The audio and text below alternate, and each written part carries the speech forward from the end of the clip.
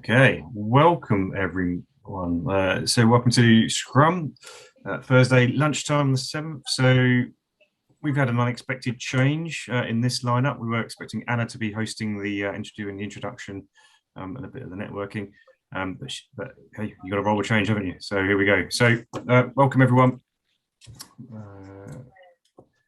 If you haven't been, it's lovely to see some, I don't say old faces, I say familiar faces, and some new people joining. If you haven't been part of a Scrum before, welcome. This is something we started 3 or 4 years ago in person in London, in places like Sheffield and the like. For a reason I don't need to mention, we took it all online, and that's been proved perfectly, really successful. So we start to get some people from all over the world joining us for these informal sharing, exploring, networking sessions. Yeah, so we're on a mission to rid the world of bad processes, but we love talking about everything around that. So this is a chance for us to pick out a topic, get a couple of experts in, and meet and greet some new people and have some good discussions. So a bit of ground rules. If your video can go on, that's brilliant. We'd love to see people, love to see faces and the like. No pressure if you'd rather not, but that's always a benefit. We will be using the chat widget. So I know some people aren't very used to Zoom, but if you can all open your chat widget, if you're able to say hi, where you're from, or whatever like that, please do, as we go through the panel discussion, ask questions as you go through. We'll keep an eye on it. We'll try and bring it into the conversation. At the very least, we'll crack on and we'll pick it up towards the end. So I think we keep most people on mute, apart from the panelists, obviously, during the discussion. And at the end, we'll have a networking session. So guessing we'll be talking for about 20 or 30 minutes, maybe longer if the conversation, maybe longer if we get some great questions from everyone that's attending. And we'll get a chance to introduce yourself, ask some more questions perhaps for the panelists or anyone else, or share some thoughts and the like. So it's quite a nice way of spending Thursday lunchtime. Just the final announcement, we always give a little bit of update what's going on in the business. There's lots going on in Score at the moment, but something we're very, very focused on, and a lot of you have already seen. I'm pretty sure even there's a few people that are on the beta. We've got a beta of what is code-named Score Spinnaker, so it'll still be Score when it comes out. The next evolution of Score coming out, I don't know, summer 2022, I think, is probably the right time frame. But yeah, so keep subscribe to LinkedIn if you haven't already. We've got YouTube videos, and we've also got newsletters. We'll be banging the drum about this increasingly over the coming weeks. So without further ado, just stop sharing my screen. We've got three panelists today. A lot of you already know Craig Willis, our Score CEO. I'll ask him to do a bit of an intro in a second. We've also got Erica Hodgson.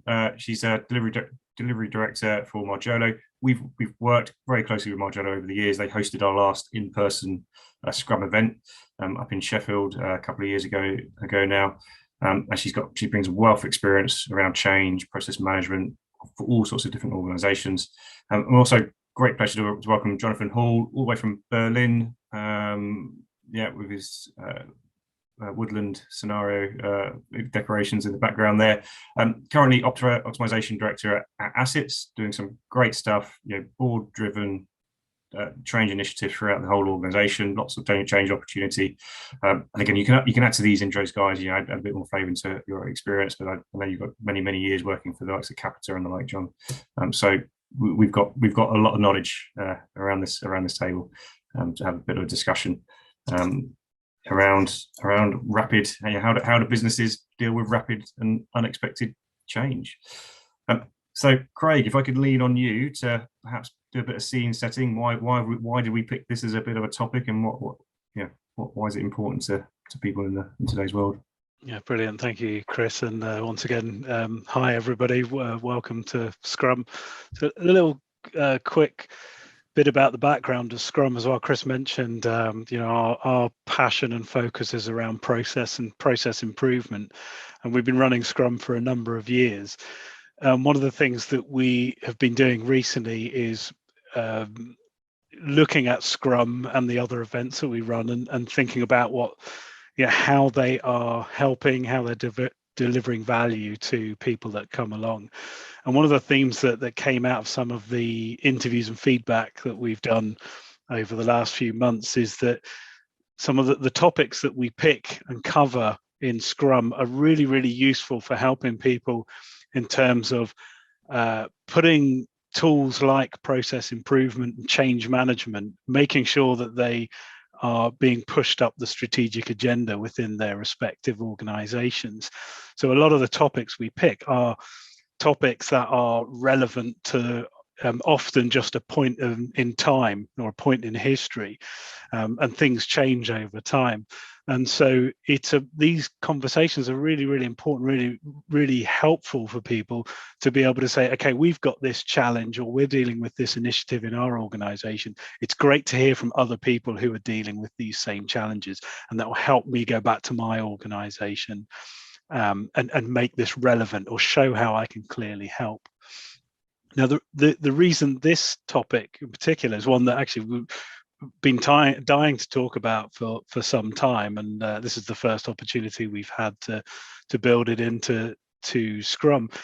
It is largely driven by the huge amounts of change that we've seen over the last 2 years.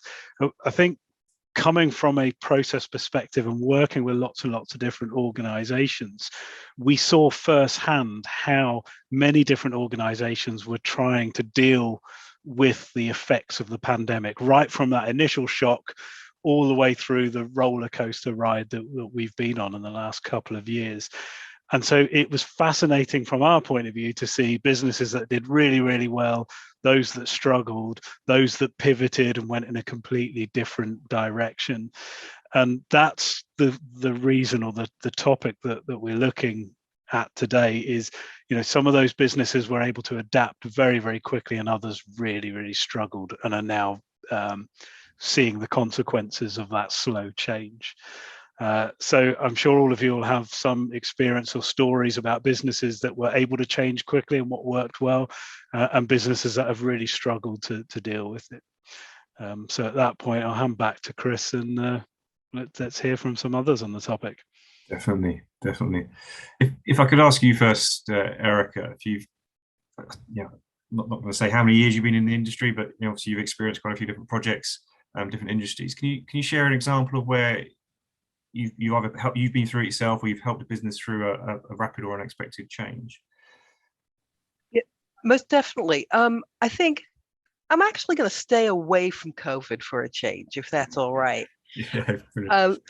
And I think the one I saw most dramatic and was when I was working for the Law Society in London. And I don't know if there's any Londoners here, but in about a couple of months before COVID, there was a fire in Chancery Lane that took down one of our buildings. I mean, literally, it went on fire. And thank God nobody was hurt. But both of our buildings, because they were side by side, were deemed unsafe and uninhabitable. So all the people, of the 500 staff, all the events, everything immediately needed to go online and remote. We couldn't lose productivity. We couldn't lose obligation that we made to 190,000 members. Yeah. So everything overnight needed to go remote. And that was quite an unexpected change that happened, especially if you consider the mentality of law. Nothing happens fast, right? Not making any judgments, but nothing happens fast there.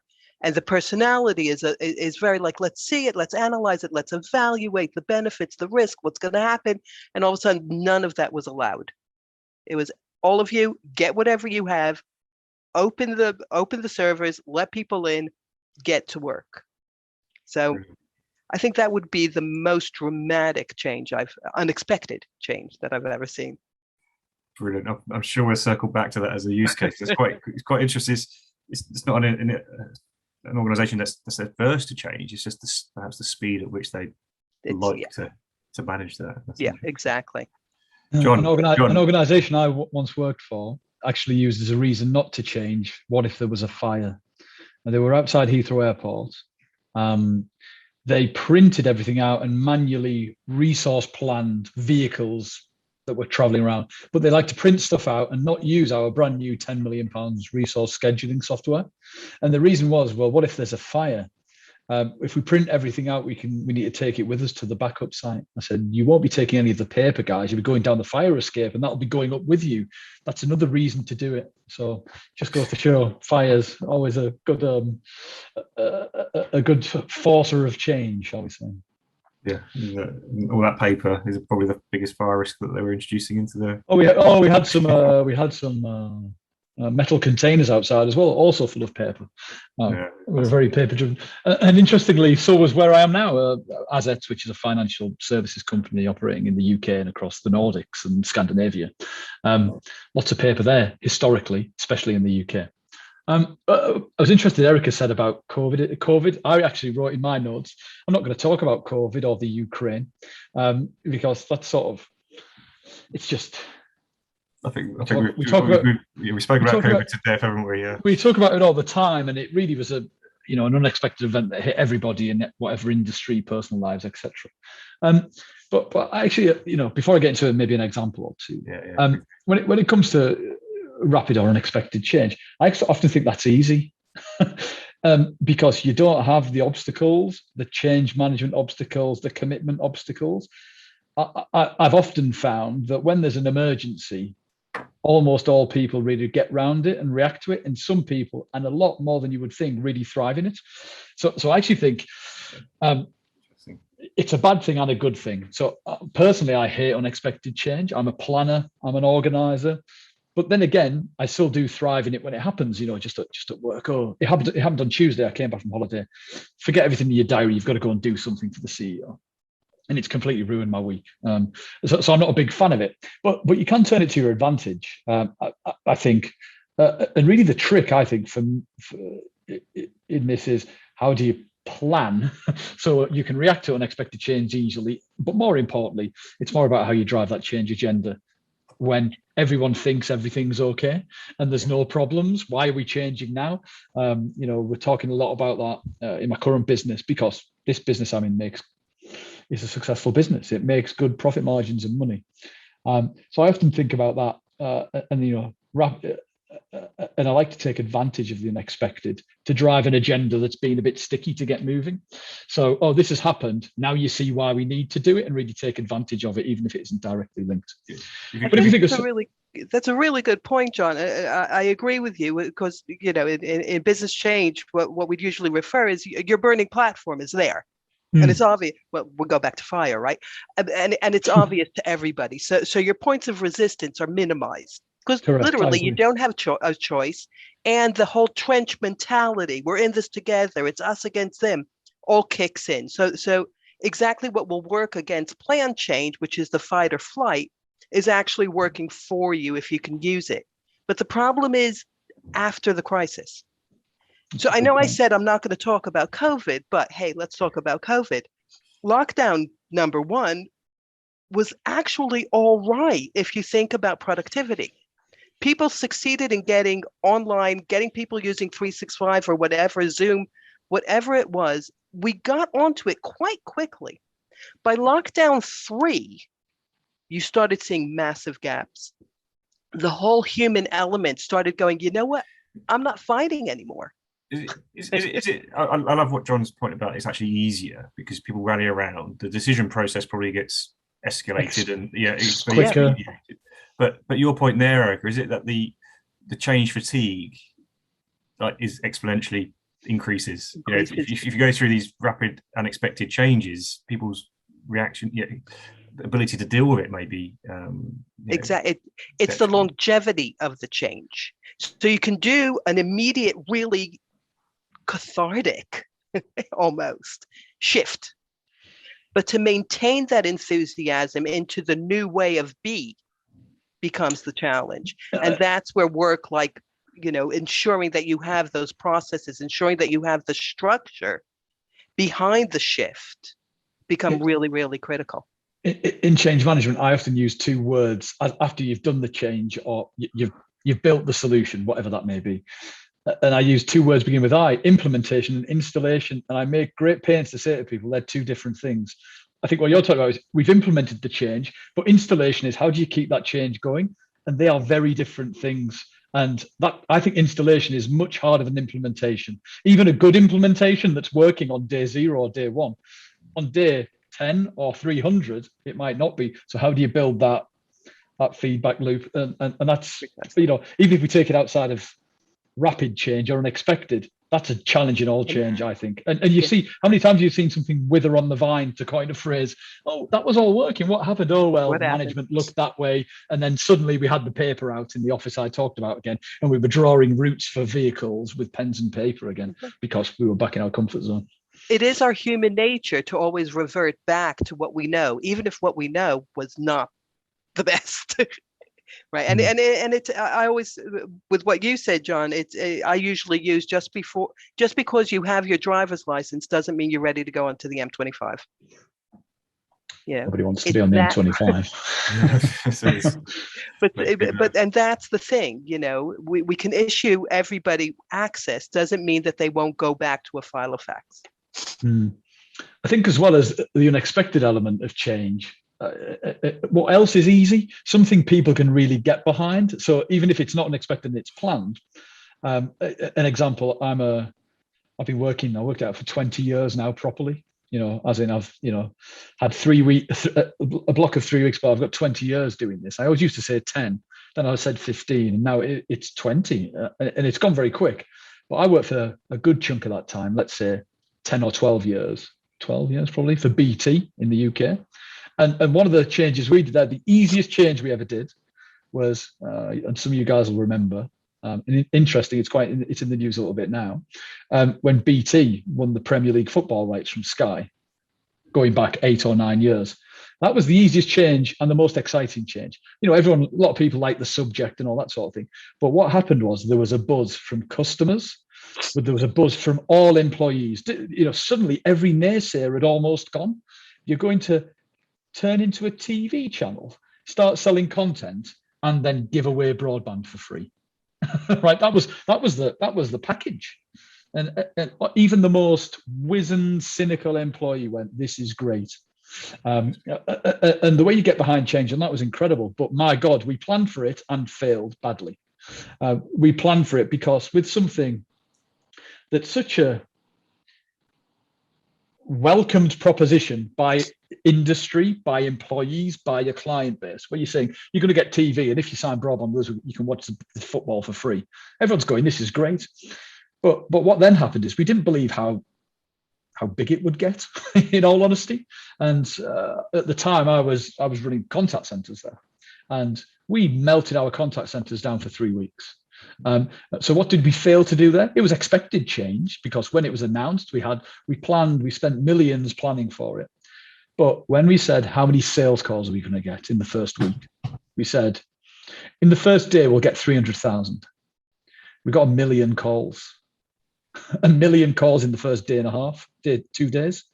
I remember I took the day off when we launched the channel, and I was in Chester, and we looked around, and I watched it live on my phone in a pub in Chester. That was all fine. Monday morning, I went back to work, and I went to Warrington. I was living in Manchester at the time, and then I got made to drive to Newcastle with my boss. All of our contact centers in India, in the UK, in South Africa, were all broken because we got 1 million sales calls. We planned for 300,000, and when they couldn't get them, they pressed 0, or they rang the help and support line, and we blew the contact center for 3 weeks. I blew it. 3 weeks, dead. It was dead. And that was planned change, but we got an unexpected result. So that's really interesting. We were having a conversation earlier in the week about a very similar topic. You'll have probably all seen in the news the travel chaos last weekend here in the UK. It was completely unexpected that COVID rules have all essentially disappeared, certainly in this country, and been relaxed in most places. And the Easter holidays come along, and people who haven't been on holiday for 2 years suddenly all were at the airport trying to get on aeroplanes. And the conversation we had was, airlines are brilliant at planning this sort of thing. Airports are good at planning this sort of thing. There's no way that they didn't plan for it. That it was planned, but they still had problems. Yeah. And that is the similar sort of things as you were just describing there, John. You've done the planning. What would it have been like, I guess, if you hadn't planned? The discussion we had about that was, how do you motivate the teams? Because it's easy to focus on those 700,000 calls we didn't take on that first day or dropped. But what about the fact that we took 300,000 calls? Yeah. There's massive positives. The fact, the conversation we had about the Gatwick is, look at this. The queues are only 5 hours. They would have been 10 hours if we wouldn't have done it. Or planned and what have you. There's the motivation. How do you keep people? That is something that throughout working with multiple customers, I always emphasize the fact that you have to celebrate success. And as you can tell from my accent, being American, it's something we do. It's like, come on, let's accentuate the positive, right?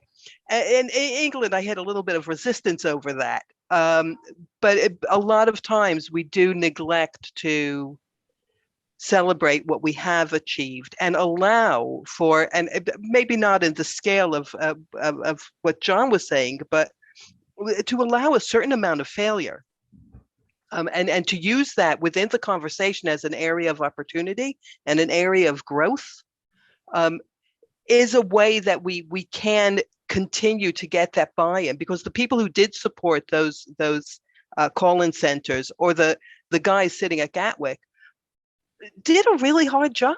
They were working really hard, and they did the utmost and best that they could, and that does need to be celebrated and lessons learned. Interesting. Yeah, I agree, and that's fascinating. Allowing failure, making it that's okay. I think that's going to happen.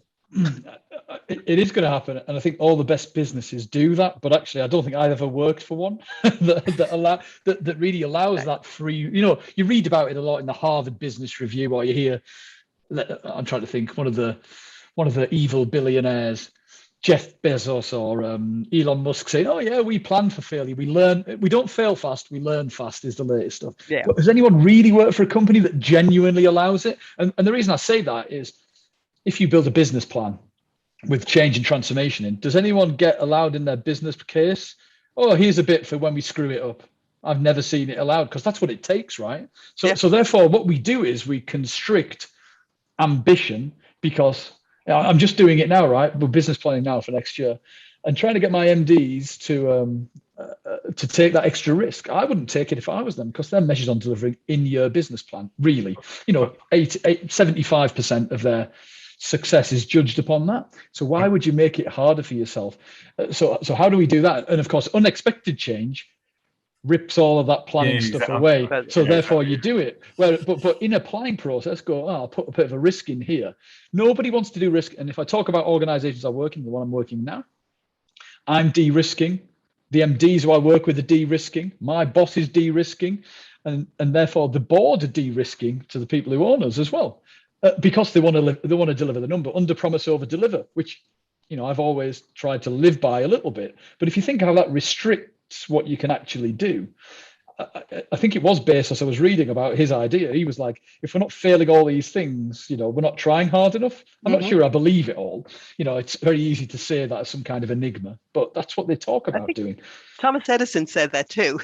That if everything succeeds, you're not trying. Yeah, do they copy it from each other through the eons of time? These guys, maybe. Maybe it's a thread there.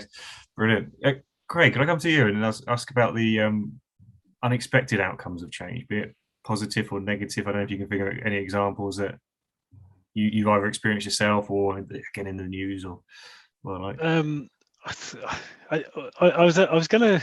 It's interesting. I'm just going to go back to some of the earlier conversation. I was thinking about rapid and unexpected change from a slightly different angle, and that is, I've experienced situations where it felt at the time like a rapid and unexpected change, and yet as time progressed and you looked back, you went, well, it was obvious that was going to happen, and it actually happened over a long period of time.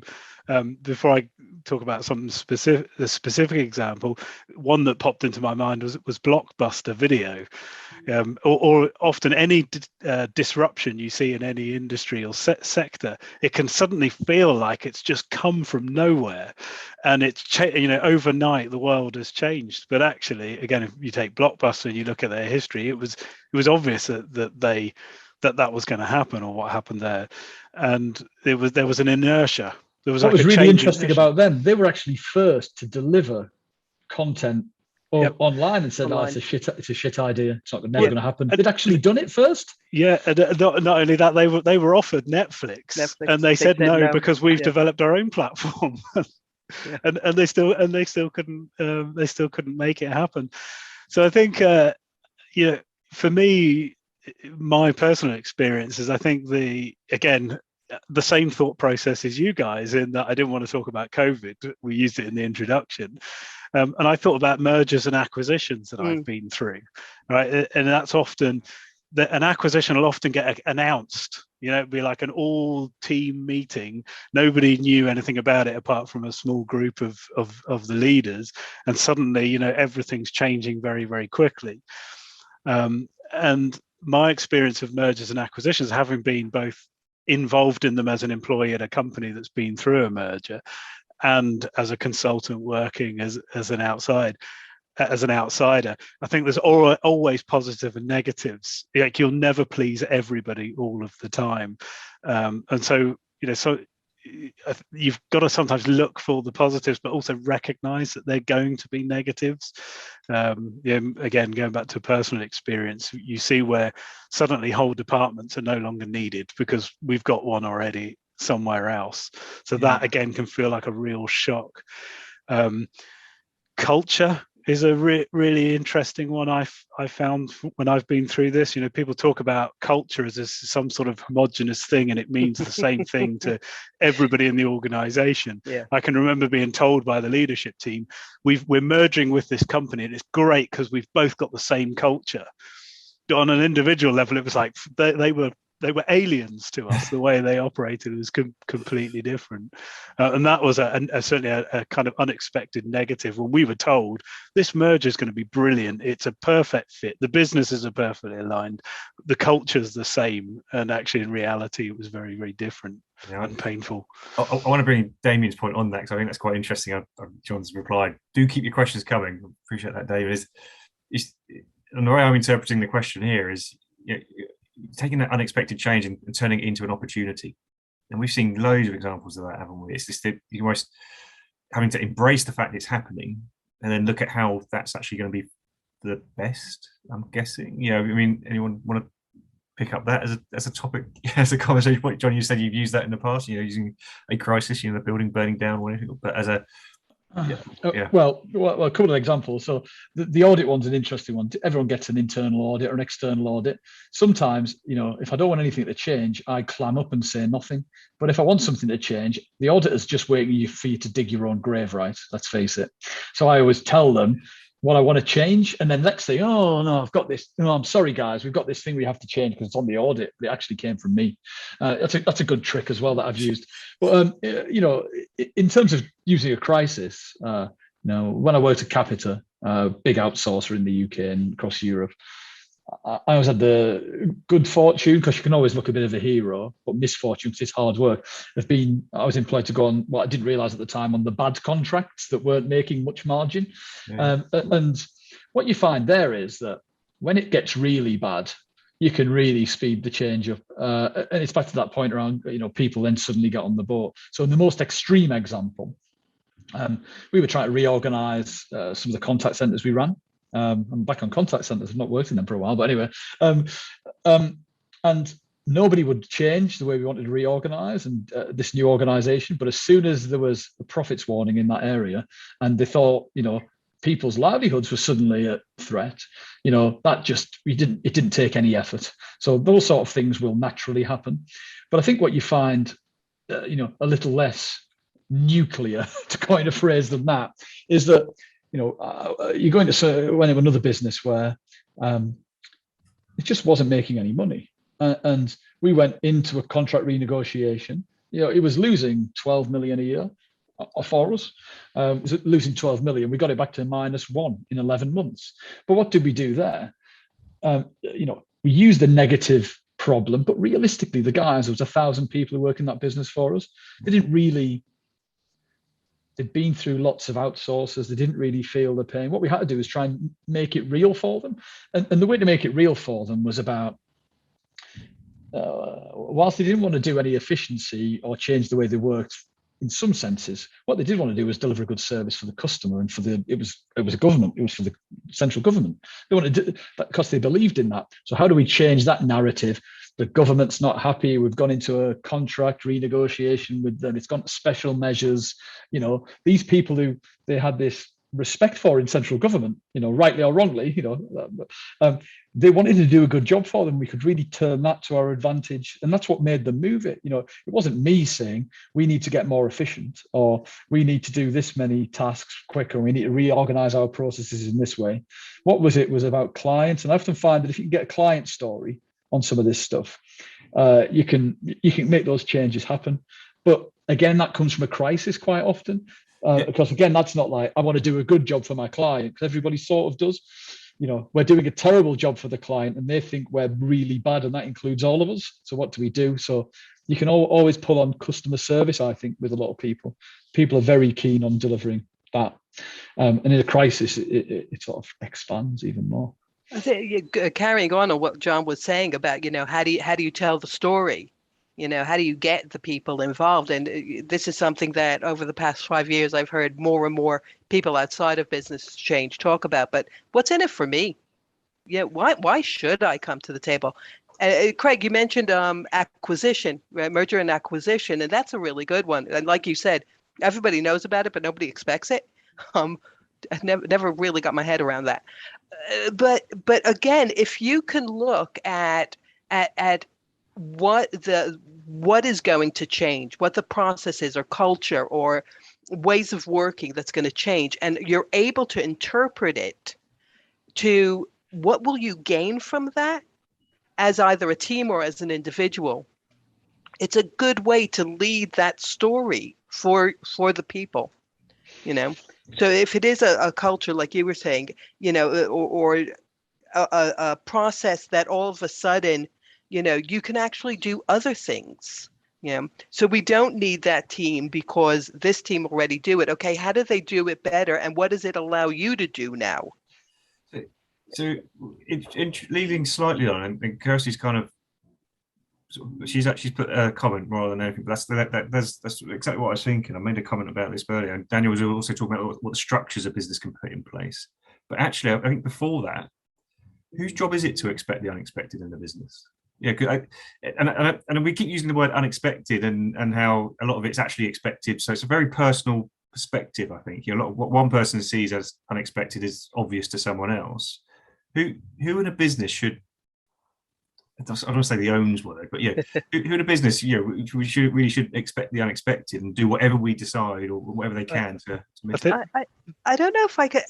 It's a really good point. Like, who owns that? Is it the top? Is it the strategic aim? But I'm finding something really interesting with one of the customers we're working with right now.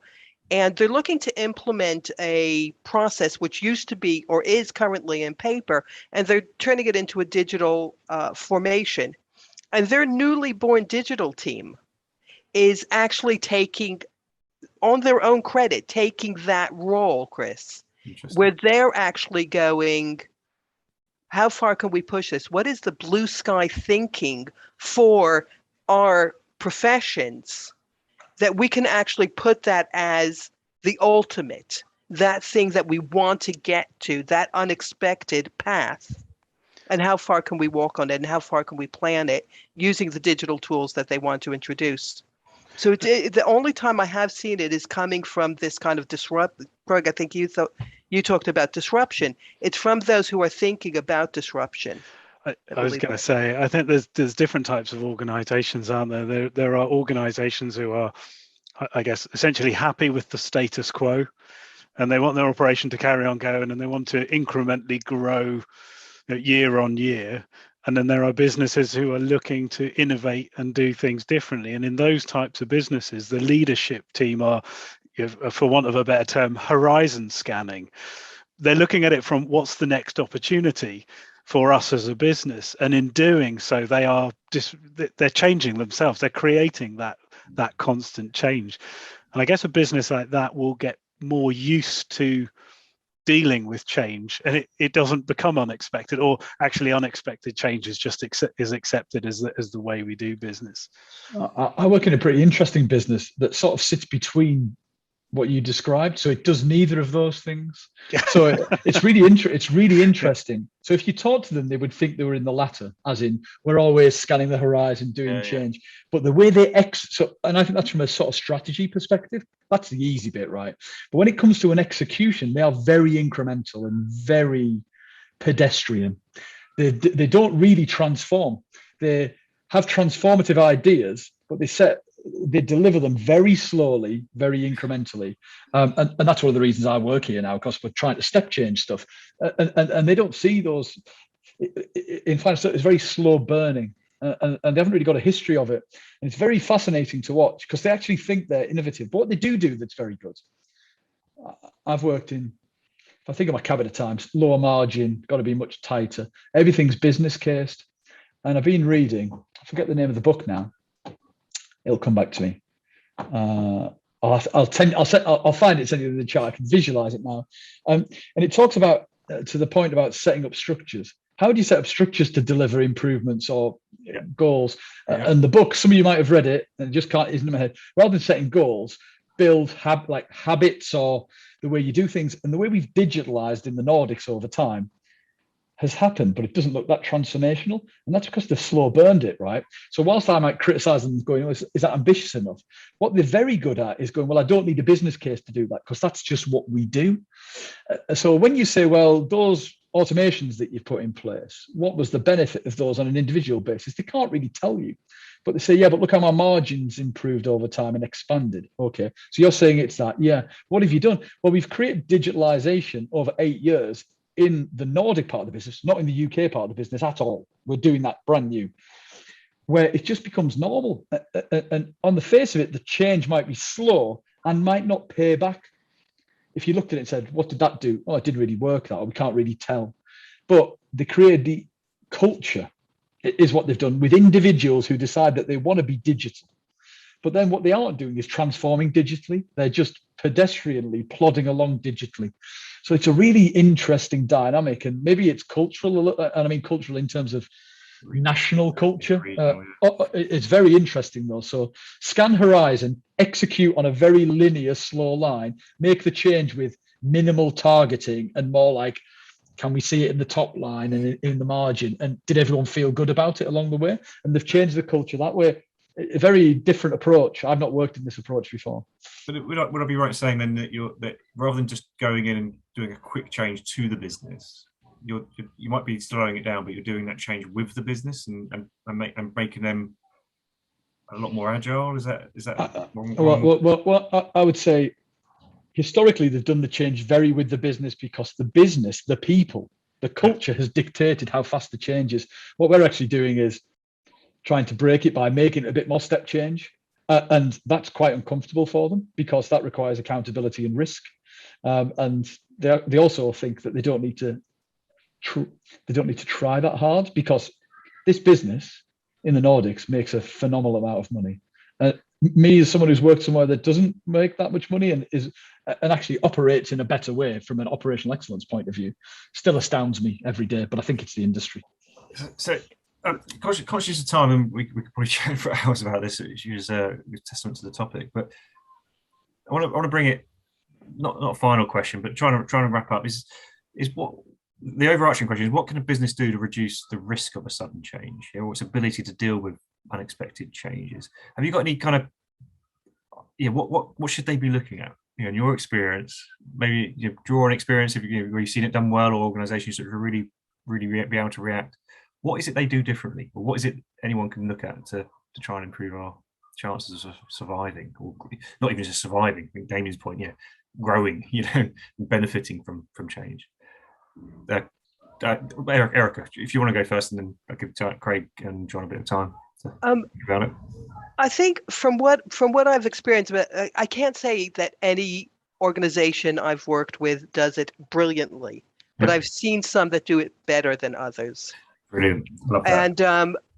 And those places where I have seen that have invested in resilience, in actual, very much what we were talking about before about allowing, maybe not failure, that's a little dramatic, but allowing a scope for error, allowing people to communicate and talk about it. And with the time, because what John was talking about before sounded very much to me like groundswell. The places where allow the groundswell and the top down to merge at some point. I'm thinking about a couple of places, like some people are going to laugh at me, but the Department for Education has been able to actually do this quite well because they actually have that structure where each area of the department works within themselves to unite the top and the bottom, and then represent it to the larger organization. And they've built a way of resilience and knowledge about how to deal with all the changes that happen, like, a government shift or COVID or anything like that, because they do face it on a permanent basis.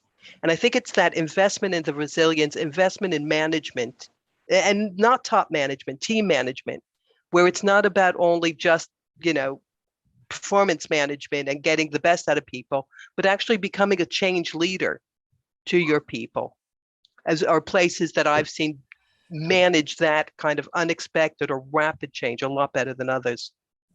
Thanks, Sarah. I love that. Focusing on your resilience. One of the first things you said about you're never going to accommodate for everything, but if you're more resilient than your competitors or other people, that's the kind of measure, isn't it? To get yourself ahead of the game so you can react quicker, better, or stronger. I pretty much hate risk management. Having to do all that, I just don't enjoy it. Right, but supporting what Erica says, really, where I've seen it good. And the other thing is, it's interesting, the Department of Education, because I see that as something that's rich. I know budgets are being cut, but historically in the civil service, you have a lot more scope to use public funds to do the stuff that, where if you're working in a business with 3% margins, you just go, well, I can't afford that right now. So I think there's an element to this about how cash rich you are as a business. BT had that cash, Capita didn't. So BT had very good resilience, very good. So the resilience business continuity, armies of people planning it, right? Excellent. They had lots of people in strategy roles, on the horizon prospecting. I think it's more difficult when you're in a tighter margin business to justify that investment, but where everybody fails, and I include like the BTs of this world, is what I call the middle layer. And this could be in operations or whatever, but it's about that execution in the medium term. So the strategy looks great. We've got business continuity. We've got a burning platform even, but it's about making the change when you've got the chance. So we're not on fire. There's nothing unexpected happening. We've got our business continuity place, but now we need to take the strategy and execute now. Because the habit is, and I've got it where I am now, everything's fine. We know that's the strategy, but we'll do it tomorrow. We'll do it a bit slower. And where we will come unstuck, where I am now in a particular country, it looks great now, and it might be great for 2 more years. And actually, our strategy is pointing to mitigate the changes that are coming. But if we don't execute now on it, we will find it's too hard to do it, and we might find that our numbers reverse in a bad way. It becomes an unexpected change. It becomes an unexpected change because our reticence to change in that medium-term horizon, because we don't have to, or you're not ready for it. Yeah. We just sit, and then it is a surprise. And I've not worked in any business that does that very well. BT screwed up so much execution. A good example, BT designed the iPad before Apple, believe it or not, in our labs in Ipswich. It was called Chrysalis, was its code name, and it was like an old tough book, really fat. It was friction related, so you had to really press it. But BT were too slow at getting it out, so they had the strategy, they were there, had all the cash to do it, too slow. And what then happened? Didn't get there first. Apple did. Apple actually said to BT, "You've got this bit of technology in your Chrysalis. We'd like to buy that off you and partner up." And we said no. Next thing, everyone had iPads, and BT engineers or R&D guys were still messing around with this old tough book. But we didn't execute at the time when it mattered. We knew we should, but we couldn't make it happen at the right time earlier. Like Blockbuster. Yeah. Like Blockbuster. John, yes. can I ask you a question, John, about what you just said? So, the ability to change a tanker's direction, right? Mm-hmm. Can you do it? Do you find that maybe a smaller medium, an SME kind of organization might be able to be more lowercase a agile, be able to respond to, oh, this makes a lot of sense. We might not be cash rich, but we're agile, we can move, we can shift, we can dodge the bullets. And some places just get so big, it becomes close to impossible. Yeah, so when I moved from BT to Capita, that's a tanker. What it does have is cash and economies of scale, but that means it lacks agility and it doesn't get things to market very quickly. When I moved to Capita, it was possible, but we had tighter margins, but we didn't invest. But why was that? When I went there, the best thing about it, said, oh, you just go and write the T's and C's for this new contract with airwave radio or what? Yeah, go and do the procurement. Oh, no, we have a procurement department for that. No, you're the CEO, you just go do it. Oh, okay. And it was great. So we were much more agile, but we were probably more on a knife edge of success and failure. So very interesting, that, Erica. Absolutely. More agile, but probably a high risk of failure and catastrophic failure, as in not just getting something a bit wrong that didn't really matter, things that really destroyed the business. That's great. I don't know if you want to add any final reflections or any tips and tricks. No, not maybe just a quick thing. I mean, I think our experience of this is quite narrowly focused around what we saw through our customers using Score to do process improvement, and certainly in the first 6 months of the pandemic, and there was a clear difference. As we said right at the beginning of this session, everybody changed very, very quickly at the beginning of the pandemic. Our customers range massively in terms of their maturity. Some of them are using Score for very, very specific tactical projects. Some are looking at it much more strategically. And after that initial shock of everybody just moving to remote, there was a clear gulf between businesses who were like just sitting on their hands, riding it out, and businesses who were investing in we've got this information we've captured about our processes. What's going to happen? What could potentially happen? The rules could all be gone in a few months' time and we go back to normal, or this could last for years. What do those two scenarios look like, and what are we going to do if that happens? And we've certainly seen those businesses that sat down and talked about that in May, June 2020 are in a different place than the businesses that just sat on their hands now. It goes back to that agility. I think who are the winners of unexpected change? I think it is those people that can react. Those smaller, I'm not saying smaller, actually, it depends on the culture and who they are, but those ones that can react quicker often are the ones that come out on top. They see the opportunities, they start to deliver beer instead of passing it to the pub. All the examples that we've seen recently. Fascinating. What I'd like to do, we've had a few questions that have come through which we try and answer. Does anyone want to? Oh, sorry, Erica. Just on that concept. Also, I think, and this might, be career damaging, but talking about change management is almost a misleader, because it has to stop being about change that begins and ends, and it has to start being more strategic, and it has to be about continuous improvement. Yeah. It has to be, like you said, Craig, an ongoing thought, an ongoing strategic aim. Yes, it's important to look at the money. Yes, it's important to look at the legalese and compliancy, but it's essential to look at this continuous progression, this continuous shift and dodge that organizations have to take into account, because it's only going to get faster. So we need to stop thinking about it as a beginning change free, no. And that's what I heard from John when he's saying his sort of biggest tip is change now. Don't wait for the unexpected change. Make sure you're doing what you can now, because you don't know what's going to be ready coming up, and you're going to be better placed to deal with what is coming up. It'd be unexpected. So that's this. Yeah, I think it's all. What I'd like to do is if anyone wants to ask a question, if you want to raise your hand or come off mute and ask a question, you can also introduce yourself we sort of kind of blend into a bit of networking. I know we're going to come up to the top of the hour, and I know people have already seen some people have to go and get ready. Also, if you want to put your LinkedIn details into the chat and hook up and connect, expand your network with like-minded people, then please do.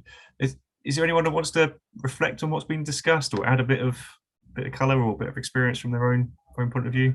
More than welcome to come off mute and don't all rush at once. No, go on. Yeah, I feel like I've spoken in the chat quite a lot. So my name's Damien. I've recently joined a Regent Group, Regent College London. It's an organization that's dramatically expanded very quickly, and now there's a lot of creaking at the seams that they've brought me in as a project manager. And yeah, 3 months in, I'm already suggesting a whole change function to be formed because it's it's getting to that stage. So yeah, I guess the only question I haven't really asked is any tips on sort of, obviously it's the strategic vision to form the continuous improvement and to involve everyone, and this is the real platonic ideal. But are there any bite-sized tips and tricks to, like, well, this is the sort of emergency plan that you should consider, or do you think it's separate functions to suggest, or things really practical things to involve the rest of the organization, and where there isn't anything in place? How to really approach that early on conversation? I used to hate this, Damien, as a solution, and I always was against it, but I've changed my mind over the years. And there's lots of different ways to do it. You'll see it around make a good idea count, suggestion boards, let people generate it. So you can run a big cultural change program, yeah. And I've done that before, and I thought it was a bad idea, and it didn't really work, but it sort of did. But just give people the opportunity where they can make suggestions. You will get 99 of them will be bad suggestions, but you might get 1 or 2 gold ones. And then the other thing is, because then deploy one. So take one of the suggestions and change it. Then people who went, oh, we did suggest something and this happened. And then, of course, it might generate it. And you can do that for free, pretty much. You can do that for free. And then, of course, if you get that could be an easy way to then say, oh, see, we've got these good ideas and that one worked. And then you can start the conversation about organizationally being more change focused. But I used to hate that, by the way. I used to think it was the worst idea ever. And that was only about 8 years ago, where I rubbished the change board or letting people come to the floor because I thought it hadn't worked before. But actually, I think it does. That's really interesting. Damien, I had a very similar situation working with King's College London. And where the different professions, so the researchers, the technicians, they didn't speak to the professional teams, and nobody talked to, they just didn't talk, but they were all going through a massive amount of change. And what we did was to actually create, like John said, to create these steering groups. And we gave them a direct access to the executive dean.